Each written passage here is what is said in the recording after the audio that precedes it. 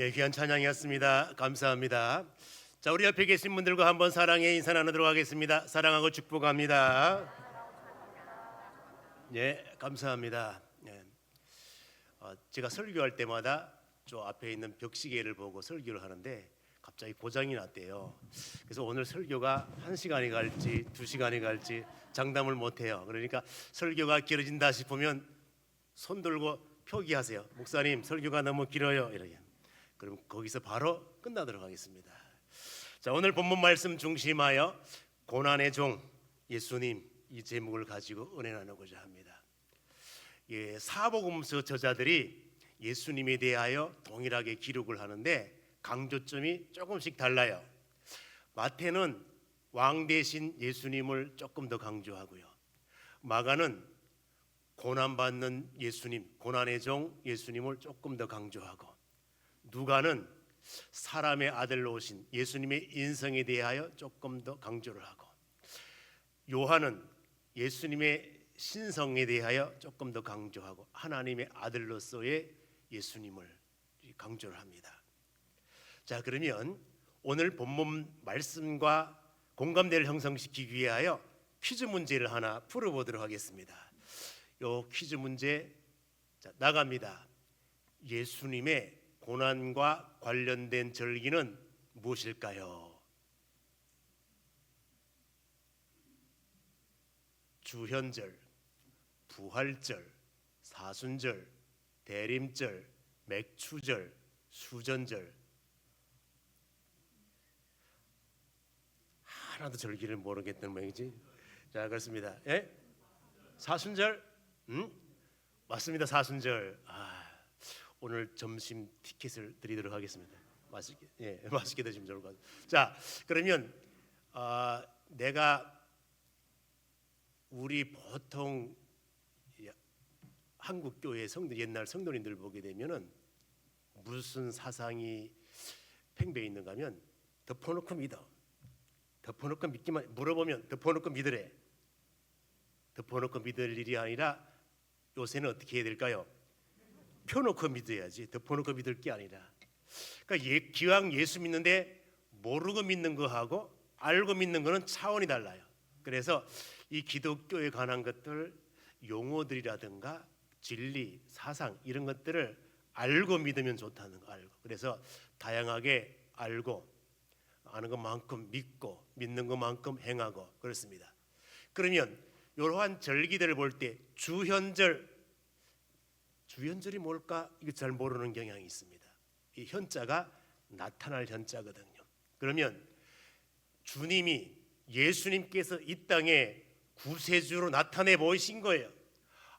우리 주님은 구세주로 이 땅에 오셨구나. 만왕의 왕으로 오셨구나. 그분이 이런 분이시구나. 내가 그 이름을 높여야지. 이렇게 그분을 높이기 위하여 주님께서 이 땅에 구세주로 왕으로 나타내심을 이제 높이기 위하여 지키는 절기가 주현절인데, 사순절이 되기 전까지 1월 6일부터 이렇게 이제 의미를 부여하면서 지키는 절기가 주현절이에요. 불임절은 뭔가 하면은 에스더서에 보게 되면 이제 하나님의 백성들이 페르시아 제국 처하에 있을 때에 하만이라고 하는 사람의 계략을 따라 다 죽게 생긴 거예요. 그런데 하나님의 놀라운 역사로 말미암아 그 죽음의 사건에서 건짐을 받게 되었습니다. 그래서 이것을 기념하여 지키는 절기가 불임절이에요. 대림절은 뭔가 하면 예수님께서 이 땅에 오심, 탄생, 이것을 기념을 하면서 이제 예수님의 탄생을 기념하기 전까지 그분의 오심을 기다리는 거예요. 대자가 기다릴 때자거든요. 그래서 성탄절을 앞두고 4주 동안 지키는 절기가 대림절. 대림절 말고 또 대강절이라고 표현을 합니다. 맥추절은 유대인들의 이제 감사절이에요. 그래서 전반기 감사절, 맥추 감사절, 후반기 감사절, 수장절, 추수감사절 그런 개념으로 지켜요. 수전절은 뭔가 하면은 이 하나님의 백성들이 이제 헬라 제국 치하에 들어가 헬라 제국의 통치를 받는 거예요. 그 헬라 제국의 이 통치자들이 예루살렘을 점령을 하고 성전을 다 더럽히는 거예요. 성전에다가 제우스 신상을 넣고 유대인들이 가장 싫어하는 돼지 피를 뿌리고 막 그러는 거예요. 우리 하나님의 백성들이 이렇게 고통당하면 안 되지, 영적으로. 그래서 우리가 투쟁하여 우리의 고난을 찾자. 그래서 그 헬라 군대와 싸워서 이겨요. 그리고 더럽혀진 성전을 깨끗이 수리했다. 그래서 수전절이에요. 자, 그러면 여기에 주현절, 대림절, 사순절 이런 건 성경에 나오지 않아요. 그냥 의미를 부여해 가지고 만들어낸 용어예요. 대신에 불임절, 맥추절, 수전절은 성경의 용어로 나와요. 자, 그러면 수전절 이 용어가 성경에 어디 나올까 궁금하잖아요. 그러니까 오늘 점심 식사하시고 커피 마시면서 성경을 한번 찾아보는 거예요. 수전절, 목사님이 성전을 깨끗이 수리한 날 기념해 가지고 지키는 절기가 수전절이라 했는데 도대체 어디 나오는지 알 수가 있어야지. 그래서 어려워하시는 분들을 위해서 요한복음 찾으면 나오지 않을까 이렇게 생각해. 요한복음도 너무 길다 생각하시는 분들을 위하여 10장 정도 가면 나오지 않을까. 더 가르쳐줘야 돼? 그럼 10장에 가서 뭐 수전절 그렇습니다. 자, 그럼 이제 요게 사순절에 대하여 한번 생각을 해보겠습니다. 도대체 사순절이란 뭘까 한번 생각을 해보면 부활절을 중심하여 부활절 전에 40일 전부터 예수님의 고난을 기억하면서 우리도 예수님의 고난을 기억하면서 동참을 해야 되겠다. 경건되게 살아야 되겠다. 이렇게 마음을 가지고 지켜가는 절기를 사순절이라고 그렇게 표현을 합니다. 사순 별 뜻 없습니다. 넉사자에다가 순자가 무슨 순자인가 하면 열흘 순자, 열흘 순자. 그러니까 열흘을 4번 더하면 며칠이 될까요? 잘 모르시나 봐. 열흘을 4번 더하면 며칠? 그래서 사순절이야. 다른 의미가 없어요. 사순절 그렇습니다.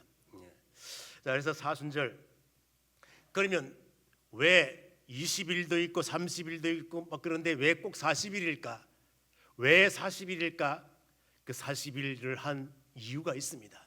그 이유가 있는데 성경의 숫자 중에 4, 40, 400이라는 것들은 4로 하는 것은 이제 세상의 수로 고난을 상징해요.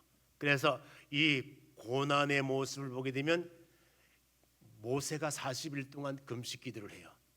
또 예수님께서 이제 40일 동안 금식 기도를 하셔요. 이스라엘 백성들이 광야에서 몇 년 동안 고생을 하는가 하면 40년 동안 고생을 해요. 부활하신 예수님께서 승천하시기까지 그 기간이 며칠일까요? 40일이야, 40일.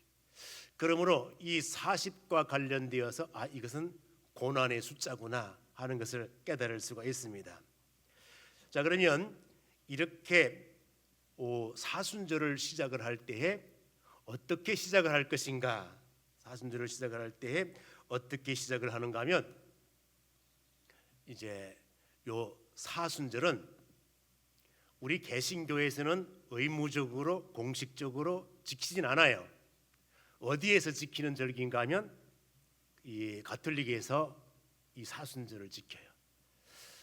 근데 우리는 공식적으로 의무적으로 사순절을 지키지는 않지만은 사순절에 담긴 그 의미를 따라서 이제 삶 속에 이것을 적용을 해보는데 가톨릭은 아예 의식화하여 율법적으로 의무적으로 그렇게 하도록 그렇게 되어 있습니다. 그래서 이제 사순절을 시작할 때에 수요일부터 시작을 하는데 첫 번 하는 수요일을 제의 수요일이라 이렇게 표현해요. 왜 그런가 하면 나무 탄 재를 가지고 이렇게 응고시켜 가지고 그 재를 갖다가 이마에다 이렇게 발라. 신부들이 이렇게 바르면서 또 손등에 이렇게 바르기도 하고 그러면서 이렇게 지키는 거예요. 그러면 이렇게 발라주면서 뭐라고 신부님이 그렇게 하는가 하면은 흙이었던 인생은 흙으로 돌아갈지니 그럼 뭐 아멘이라도 뭐 해야 될 거 아니에요. 이렇게 이제 카톨릭에서 그런 식으로 이렇게 하는 거예요. 자, 그렇습니다. 자, 그러면 이제 우리가 이것을 보면서 죄를 사용하는 이제 그 이유가 있습니다. 죄를 사용하는 이유가 있는데 우리 인생은 흙이었던 존재예요. 그렇기 때문에 우리 인생은 어디로 돌아가는 거예요? 우리 흙이었던 인생은 흙으로 돌아가는 존재구나. 그 인생의 의미를 깨닫는 거예요. 그리고 죄는 무엇을 상징하는가 하면 회개를 상징하는 거예요. 자, 예를 든다면 이제 요나야 너는 니느웨로 가라. 그랬더니 니느웨 가면 잡혀 죽을 것 같아. 그래서 어디로 간 거예요? 다시스로 갔어요. 그래서 하나님께서 요나를 바다 물고기 뱃속에 던졌다가 다시 살려주시고 깨닫게 하고 니느웨로 갔어요. 니느웨 가가지고 말씀을 선포했더니 니느웨 백성들이 다 왕부터 짐승에 이르기까지 전부 죄를 뒤집어 쓰고 베옷을 입고 이렇게 회개를 하더라 이거예요. 그 회개라고 하는 구체적인 단어는 안 나오지만은 뭐가 나오는가 하면 대신에 죄를 뒤집어 쓰고 베옷을 입고 이런 것들은 다 슬픔과 회개를 상징하는 모습이에요. 그러므로 사순절 기간에는 내 인생의 잘못된 죄들을 다 내어놓고 회개하는 기간이구나. 이것을 깨달을 수가 있습니다. 자, 그렇습니다. 그럼 이제 사순절에 재를 사용하는데 이 재는 아무 나무 태워가지고 재를 만드는 것이 아니라 반드시 무슨 나무로 해야 되는가 하면 무슨 나무면 좋을까요? 1번 소나무, 2번 종려나무 둘 중에 하나 어떤 거 하면 좋을까요? 상식적으로 보나 종려나무가 되게 쉽지요. 그렇습니다. 이 종려나무를 하는데 왜 그런가 하면은 예수님께서 예루살렘에 입성할 때에 백성들이 무슨 나무 가지를 꺾어 들고 환영했을까요? 종려나무. 종려나무 가지를 꺾고 막 환영을 하더니 그 마음이 며칠도 안 지나서 배신의 마음으로 바뀌어서 예수님을 환영하고 호산나 호산나 이렇게 외치던 그들이 마음 확 변하니까 예수님을 못 박아 죽여야 된대. 이러한 것들을 다 상징성을 가지고 재를 만드는데 종려나무를 태운 그 재를 가지고 그렇게 하는 거예요. 그렇습니다. 이 종려나무의 의미가 있습니다. 어떤 상징성을 가지고 있는가 하면 승리와 영광 또 뿐만 아니라 이게 새 생명의 원리를 보여준다는 차원에서 이렇게 그 종려나무의 의미를 두고 있습니다. 그래서 그 나무를 가지고 재를 만들어 이렇게 바르는 것을 볼 수 있습니다. 자, 그래서 우리 개신교에서는 공식적으로 지키지 않지만은 또 일부 교회에서는 그래도 우리가 의미 부여를 하기 위하여 이렇게 카톨릭을 따라서 하자. 그렇게 하는 교회도 있습니다.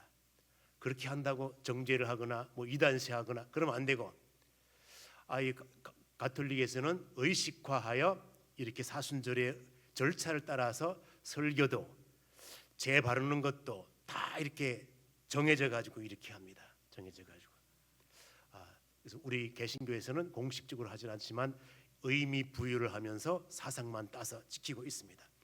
자, 그러면 한 예를 볼까요? 이 사람이 누군가 하면은 미 국무장관 루비오예요. 이 사람이 이제 우크라이나 이 회담 방송에 공식적으로 나왔을 때에 이마에다 이렇게 재를 하고 이렇게 나온 거야. 세계 사람들이 와 멋있다 이러는 사람이 있는가 하면 또 비판하는 사람도 있고 비판할 게 아니라 저분은 저 신앙 가톨릭 신앙 저 신앙인 거예요. 그러니까 평화의 주인으로 오신 예수 그리스도 그분을 기억하면서 잘못된 인생의 모든 것들을 내어놓고 내가 사순절 기간 동안에 의미 부여하면서 지켜야지 하고 이렇게 자기의 소신껏 저렇게 하고 나온 거야지. 그렇습니다. 그럼 이제 우리는 실제적으로 죄를 바르고 가톨릭처럼 의식화하여 그렇게 지키지는 않지만은 사순절 기간 동안에 우리에게 주는 의미, 그것을 생각을 하면서 지킬 때에 어떻게 지켜야 할 것인가. 그렇습니다. 회개의 삶을, 말씀 묵상의 삶을, 겸손과 절제의 삶을, 자선과 봉사의 삶, 그렇습니다. 그래서 사순절 기간 동안에는 금식하며 기도하며 베풀며 나누고 이렇게 하는 삶을 살아야 된다는 거예요. 우리 사순절 기간 동안에 우리 다른 분들 몰라 중직자들은 새벽 기도도 좀 나오고 또 기도 철야 기도도 좀 나오고 말씀 묵상도 하고 이렇게 경건 생활을 하면 참 좋습니다. 그렇습니다. 그럼 이제 우리 경건 생활을 하기 위하여 명분을 세워야 되는데 예수님의 고난, 여기에 초점이 맞춰져 있잖아요. 예수님의 고난. 그럼 예수님의 고난을 한번 생각을 해보면 예수님의 고난에 대한 것은 구약 예수님이 탄생하기 전 700~800년 전부터 이미 선지자를 통하여 예수님의 고난에 대하여 예언을 했습니다. 또 세월이 흘러 그 예언 그대로 예수님께서 이 땅에 오셨을 때 본인 자신이 직접 나는 이제 고난받고 죽어야 된다, 이 말씀을 예언을 했습니다. 자, 본문 말씀 한번 볼까요? 자, 본문 말씀 한번 보겠습니다. 자, 31절 예수님께서 친히 이제 고난받고 죽어야 될 것에 대하여 예언을 합니다. 자, 31절 자 시작. 인자가 많은 고난을 받고 장로들과 대제사장들과 서기관들에게 버림받아 죽임을 당하고 사흘 만에 살아나야 할 것을 비로소 그들에게 가르치시되. 그렇습니다. 자, 그러면 여기에서 또 구약 이사야 선지자가 예수님의 고난에 대하여 예언을 하는데, 이사야 하면 이사야 53장, 내 손으로 직접 찾아가 보면 이사야 53장 가서 보겠습니다. 이사야 53장, 이사야 53장 자 3절 한번 읽어볼까요? 3절 다 같이 한번 시작. 그는 멸시를 받아 사람들에게 버림받았으며 간고를 많이 겪었으며 질고를 아는 자라.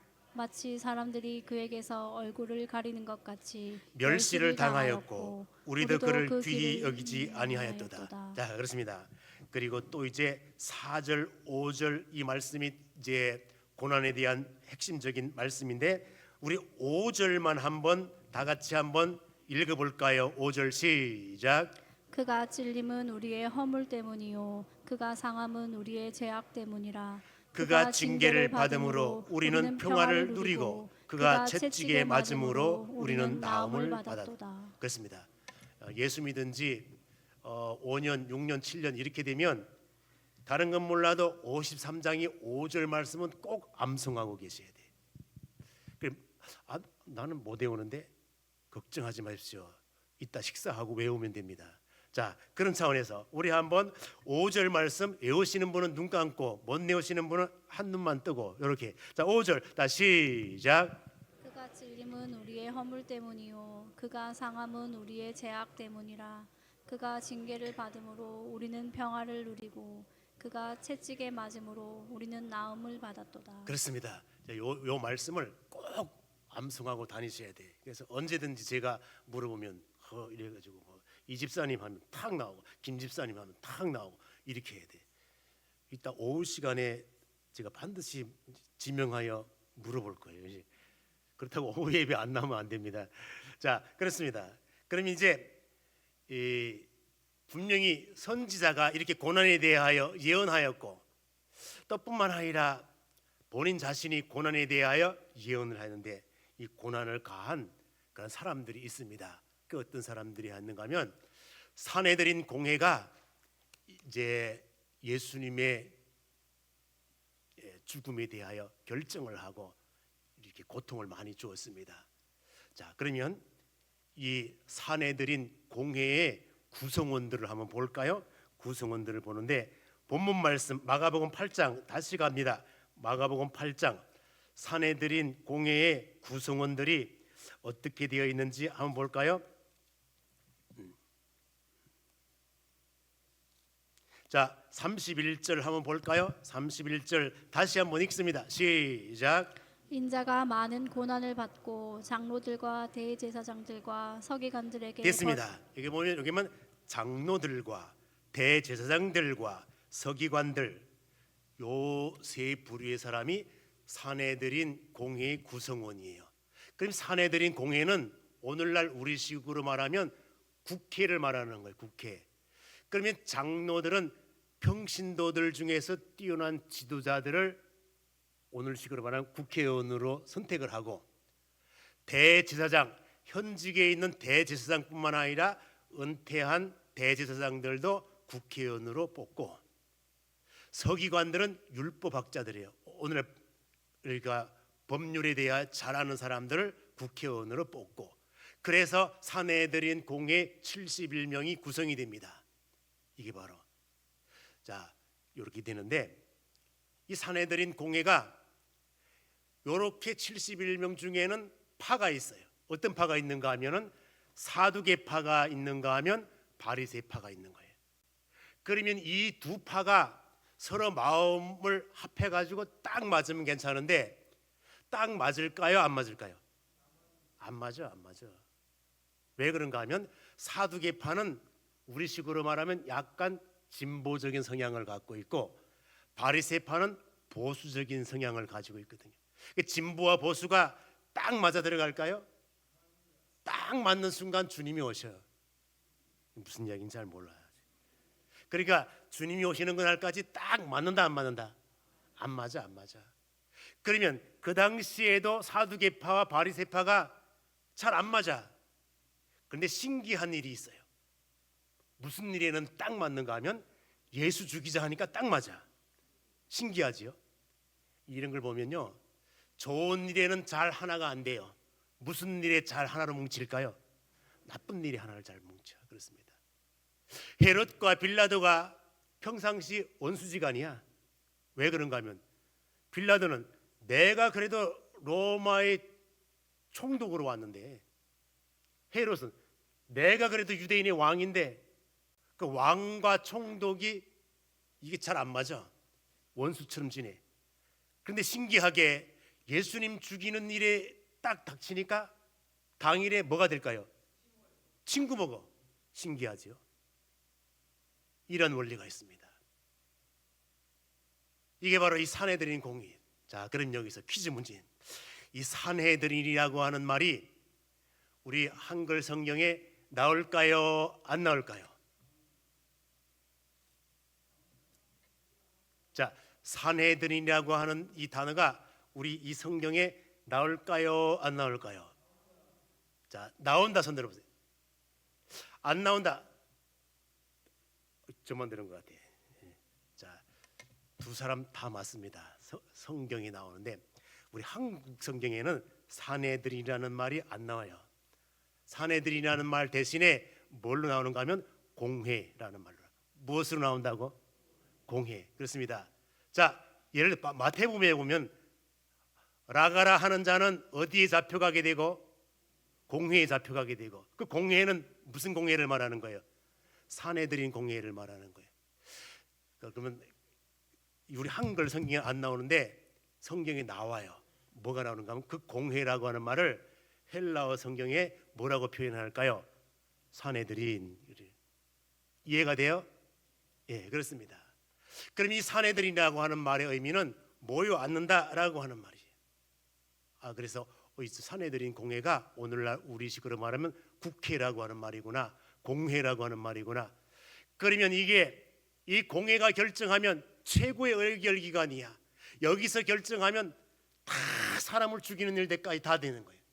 이게 바로 엄청난 거예요. 그렇습니다. 그래서 많은 사람들이 이 결정을 따라가. 그래서 우리는 볼 때 소수는 다수를 따라가야 돼. 다수는 뭘 따라가야 될까요? 진리를 따라가야지. 근데 많은 사람들이 진리를 따르지 않아. 예수님을 죽이는 일에 다수가 결정한 거예요. 근데 다수가 결정했다고 다 옳을까요? 옳지 않아요. 그래서 우리 기독교인들은 다수를 따라야 되는 것을 원칙으로 하지만 다수가 진리에 입에 때는 그것은 따르지 않아야 된다는, 진리를 따라가야 된다는 거예요. 그렇습니다. 바로 그것이에요. 그래서 예수님께 가한 이 고난의 모습을 보게 되면 멸시해, 침을 뱉고 조롱하고 채찍질하고 십자가에 못 박고 창으로 찌르고 조롱하기 위하여, 여러분 예수님의 가시관 있잖아요.